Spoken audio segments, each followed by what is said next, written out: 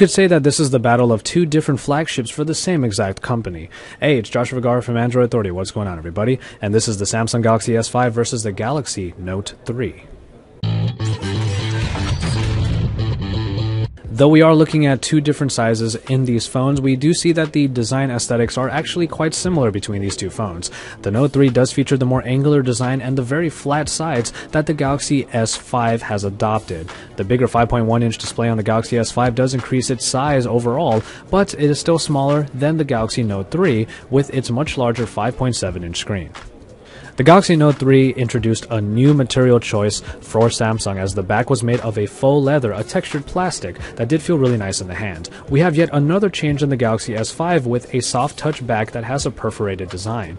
Now, in the end, which one is better for you is going to be your opinion, but I think we can all agree that both of these are a welcome shift away from glossy plastic.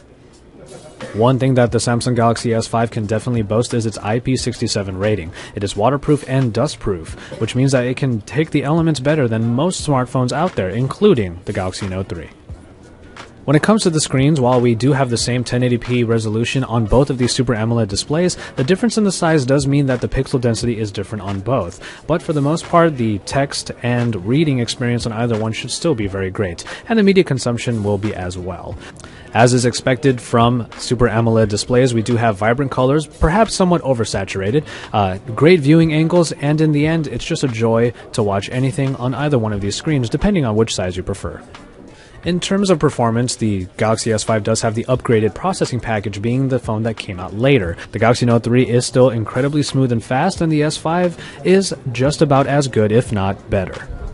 One thing that might be just a little bit of a disappointment is that the Galaxy S5 only comes with 2 GB of RAM. Despite the Note 3 beginning the trend of 3 GB, it doesn't look like that was going to continue for the S line.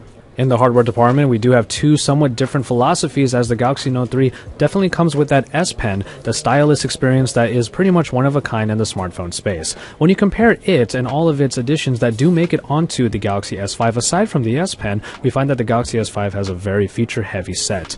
It does come with all of the bits and pieces that originally made it onto the S4 and the Note 3, but now there are new features like the fingerprint scanner that is found underneath the home button for a swipe down of any of your fingers to unlock the phone, and also a heart rate monitor on the back found just beneath the camera optics. The camera found in the Samsung Galaxy Note 3 was a very good 13 megapixel shooter that provided some pretty good shots and some pretty good videos, and was the first to bring 4K recording to the Samsung space. However, Samsung moved to a 16 megapixel ISO sensor in the Galaxy S5 that should be able to take even better pictures with less noise, especially in low light conditions. It does also bring 4K recording to the fray as well, but it is limited to only 5 minutes of video due to the large files it would create. Overall, however, the app in the S5 has been overhauled a little bit to provide a lot more settings for your smartphone photography. Hit that settings button and you'll see a lot of different toggles and settings in order to really tweak what kind of picture you want out of the camera. However, the S5 camera should still be a pretty big step up from the one found in the Note 3, not only in quality but also in terms of options. And finally, when it comes to software, we were looking for a bit of an update when it comes to the TouchWiz UI found in the Samsung Galaxy S5. Unfortunately, we didn't quite get it here, but it may not be that big a deal, as TouchWiz still performs very well despite some of its enhancements and maybe the need for an update that we are still going to end up waiting for. However, on the Galaxy Note 3, it does get the enhancements provided to it by the S Pen, which allow it to have a very great stylus experience that is somewhat one of a kind. When you move to the Galaxy S5, however, there's a bit of a different philosophy, as certain elements like the My Magazine UI have been moved to the very left as a second screen, and some of the elements have been changed to a flatter look and more circle-centric, as you might see in the notification dropdown. So while there are some changes in the TouchWiz UI from the Note 3 to the S5, they aren't really all that overarching at all.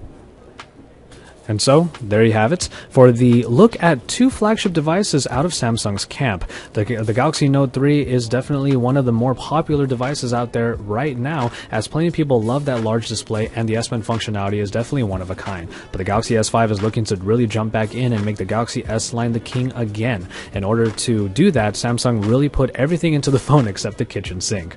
And we'll see if all those features really put it over the top.